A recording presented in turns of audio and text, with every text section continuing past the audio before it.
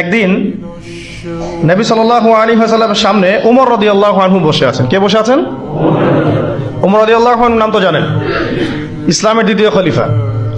তো তিনি ইহুদিদের কাছ থেকে ছোট্ট একটা তাওরাতের একটা পৃষ্ঠা তিনি পেয়েছিলেন, এমনি পড়ার জন্য, জাস্ট দেখার জন্য তিনি বের করে একটু পড়ছেন।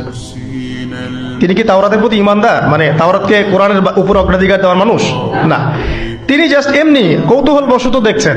দেখে নবীজিকে বলছেন যে তাওরাতে কিছু সুন্দর কথা আছে ইয়া রাসূলুল্লাহ। এই কথা বা এই স্টেটমেন্ট শোনার সাথে সাথে নবী সাল্লাল্লাহু আলাইহি ওয়াসাল্লামের চোখ মুখ রাগে লাল হয়ে গেল। হাদিসটা মিশকাতে আছে।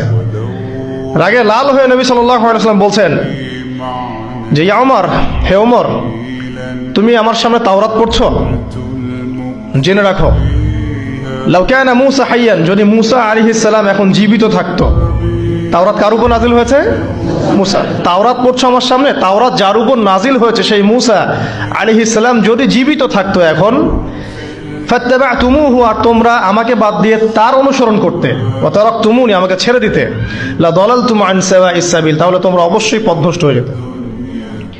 তাওরাত পড়ছো, এখন যদি মূসা আলাইহিস সালামও জীবিত থাকতো আর তোমরা আমাকে বাদ দিয়ে নবী মূসার অনুসরণ করা শুরু করতে, তোমরা অবশ্যই জাহান্নামী হয়ে যেতে।